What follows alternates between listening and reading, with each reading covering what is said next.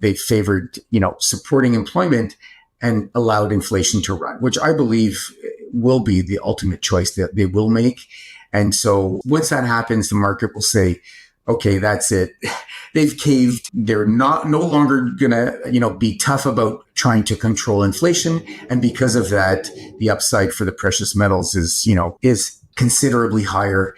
And that's why I think all of that to say that despite my target of $40, let's say by the end of this year, frankly, I could see something realistically above that, maybe an additional 10% above that, if this kind of scenario plays out. PeterKrauth of Silver Stock Investor and Silver Advisor sees a $40 price target for silver by the end of 2025 as entirely realistic. He notes that if economic conditions deteriorate, such as through a recession, prolonged trade conflicts, or significant shifts in monetary policy, silver could easily exceed that mark, potentially climbing another 10% or more. His outlook is supported by the metal's strong fundamentals, growing global demand, and the macroeconomic backdrop, which continues to evolve in favor of precious metals. Silver saw a sharp drop in early Thursday trading but quickly found support near the $35.48 level, indicating that buyers remain ready to step in on dips. This buy-the-dip mentality has been reinforced by weaker-than-expected inflation data from the U.S. this week, which has put pressure on the dollar and rekindled interest in hard assets, such as silver. With the dollar sliding, silver's relative appeal has strengthened, helping to sustain the recent rally. Despite some short-term volatility, the overall trend in silver remains firmly bullish. As long as the price holds above $35.48, the technical picture suggests further upside is likely. Even if that level were breached, the 34th region is expected to offer firm support. Silver prices during the Asian session on Thursday rebounded to around $36.30, snapping a two-day decline, buoyed by weakness in the US dollar and rising geopolitical tensions in the Middle East. Krauth believes that if central banks are forced to reverse course and cut rates again, silver could outperform even the most optimistic projections. While silver doesn't enjoy the same institutional backing as gold, its performance has been notably strong, supported by real investor interest and a favorable macroeconomic climate. As uncertainty builds across global markets, silver remains well-positioned to continue as one of the standout performers in the commodities space. Make sure to tune in for our expert analysis. Don't miss out on future content. Hit the subscribe button and turn on notifications to stay in the loop. Your support is greatly appreciated. So I think there are a few that kind of have come together at once. You've got sort of the macroeconomic picture that is, I think, certainly bullish for silver like it is for gold and so a lot of the other commodities. But I think at the same time, you've got the market kind of coming to terms with the fact that silver is in a deficit. It's unlikely to be able to rectify that deficit for several years. In fact, the Silver Institute thinks we're going to see record deficits at some point over the next 5 years. And silver supply is unable to grow. We saw a peak 10 years ago in mined silver, and the overall silver supply is essentially flat. So flat supply, growing demand that's nearly 20% above supply. And our ability to meet those deficits is shrinking because we're tapping into these above ground stockpiles that have shrunk by about 800 million ounces in the last 4 years, which is the equivalent of an entire year's mine supply. So it's the perfect storm, Charlotte. It's really all coming together. And I think that the market's realizing that and also seeing gold, really run up tremendously. As we often see, and as we know, silver lags gold. Gold has had its run. I think it's priced in a lot of these factors, the macro factors and inflation and so on. And silver is starting to catch up with its own fundamental drivers. I don't always agree with whether it's the Silver Institute or other research groups. I do think that we'll see, but I think that when they ultimately maybe revise some numbers, which they tend to do as the data comes in, that the demand from solar, I think, will have been underrepresented. And I think for that reason, the deficit that they are forecasting, and now if I remember right, it was about 118 million ounces. Don't quote me, I'm just going kind of roughly from memory. that I think the deficit that's forecast for this year will ultimately turn out to be on the low side and will actually turn out to be considerably higher. And I think that the demand from the investment side is also being underestimated. If you look at the prices today, the average investor is going to find gold expensive at $32, $33, $3,500, and naturally look for an alternative. And silver is that absolute most obvious alternative. And if you're looking at 100 to 1 roughly, which the silver to gold ratio has right now, silver is looking extremely cheap and affordable relative to gold. And that's who I think the average investor, that's what I think the average investor will turn to. In fact, I just saw some data about demand in India. And given the voracious appetite for investment silver in India. So China and India are two big consumers of silver. In China, it's mostly industrial. In India, it's mostly investment. And surprisingly enough, they're very much bargain hunters in India and great negotiators, etc. But they love their silver and gold. And gold is expensive, and silver, again, for them as well, is a natural alternative to a metal like gold that's really has run up considerably. And interestingly enough, the demand is staying very high despite silver being at all-time highs in Indian rupees, in their currency. So that's interesting to note. Like I say, that they really like to buy metals or buy things when they're on sale or when they consider them to be bargains.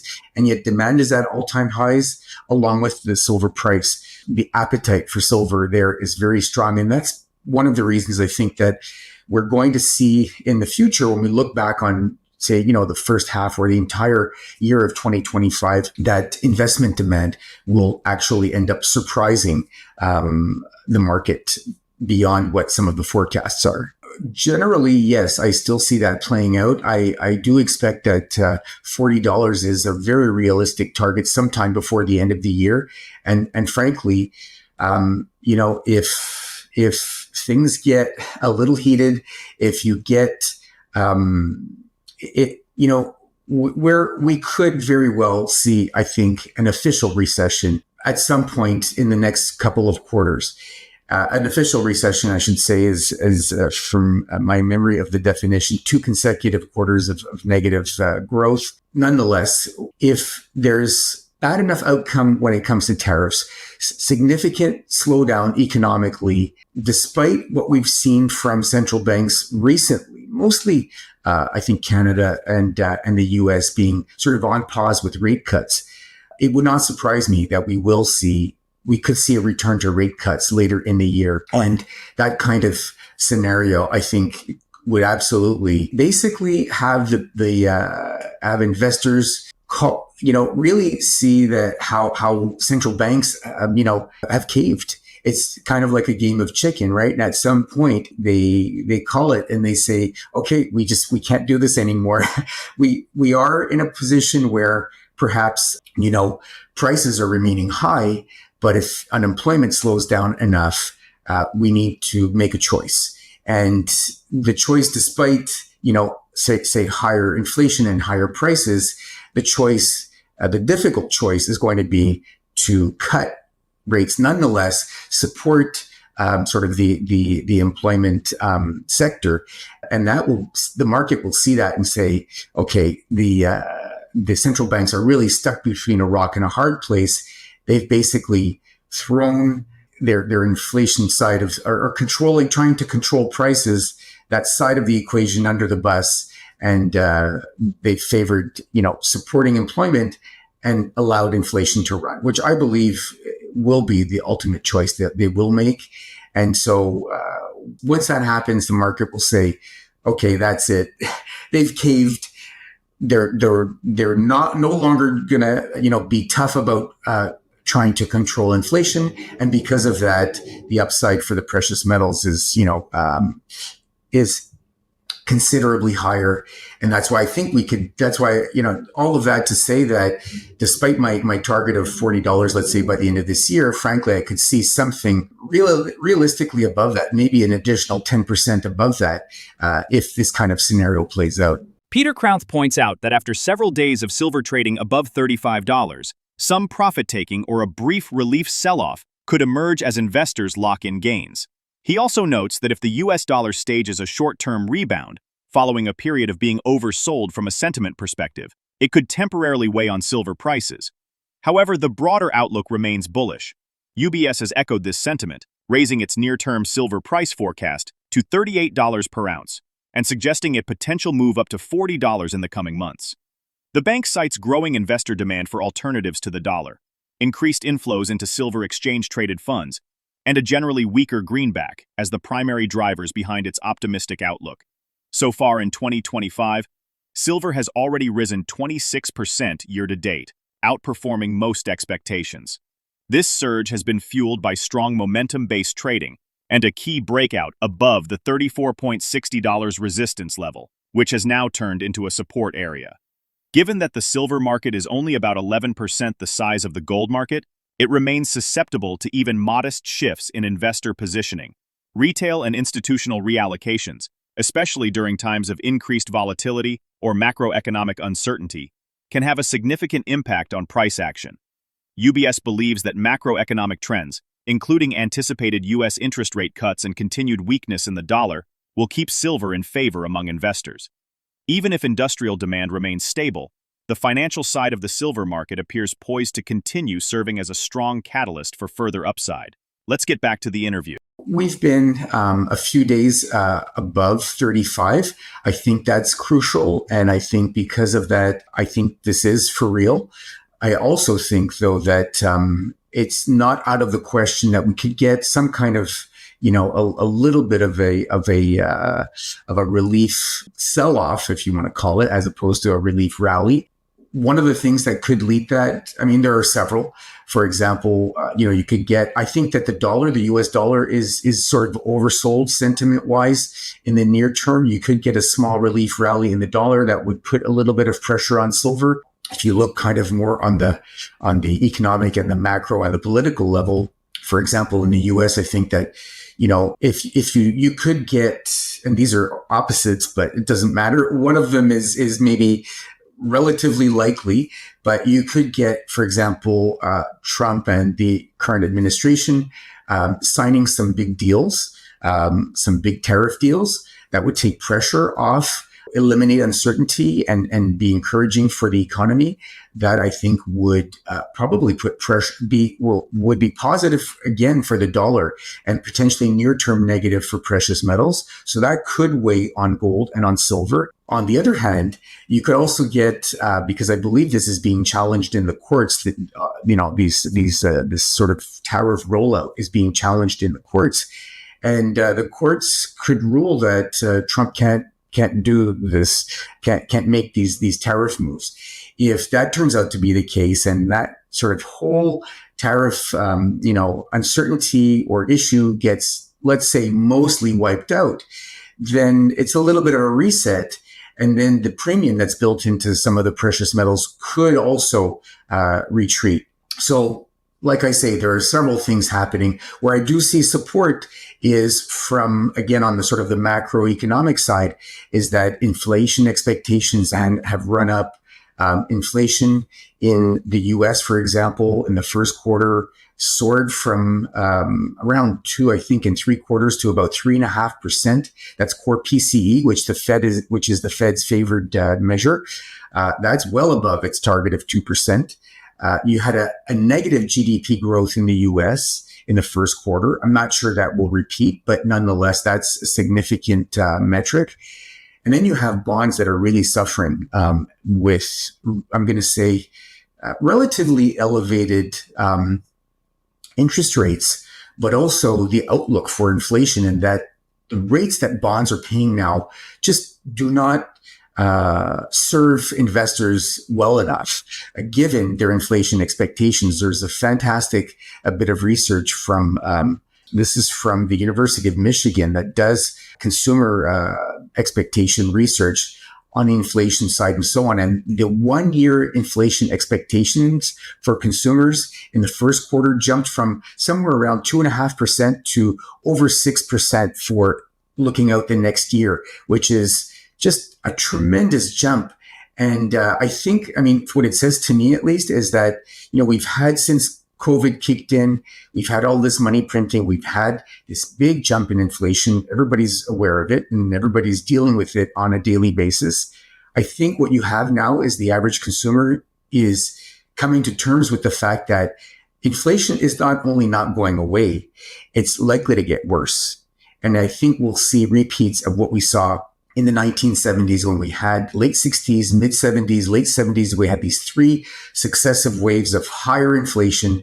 And I think we're going to see a repeat of that. And I think that consumers, although, the average consumer doesn't, has not lived through and would not remember or be aware of what happened in the 70s, I think that's a great analog, because I also think that we're going to have, partly because of tariffs, we're going to see ongoing economic weakness. So we're going to have this stagflation scenario very likely play out. Elevated inflation, weak economic growth, weak GDP. And so, again, like I say, a repeat in many ways of the 1970s. And so all of these factors are coming in. And I think that the average consumer sees that. And I think that will sort of even near, medium, and longer term, certainly be very supportive of silver and gold. So I absolutely watch very closely gold because the two metals are very much interrelated. They have a lot of similar applications. Silver, of course, is the one that's much, much more industrially used. Nonetheless, gold has a little bit of industrial use, but both are jewelry. You have in the case of silver, on the sort of decorative side, you've got silverware and so on. But they're both money, that's for sure. And silver has been money longer than gold has.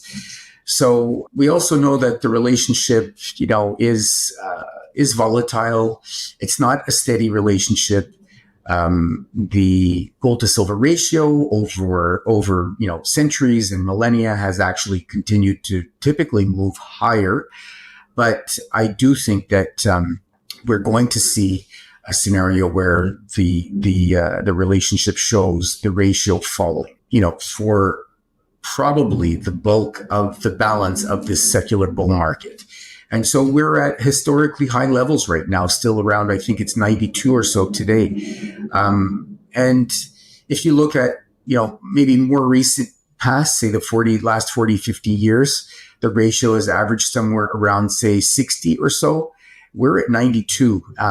If it went to the average, in fact, I'll be even a little bit more conservative than that. If you had, let's say, call it $3,200 gold, and you had the ratio at 70-1, which is still relatively high, that would call for $45 silver. And that's one of the reasons why I think we could see realistically, remember, my assumption was $3,200 gold, and it was 70-1 ratio. So with that in mind, you have to make certain assumptions. The $45 target for silver, I think, is pretty realistic too, even, potentially by the end of the year.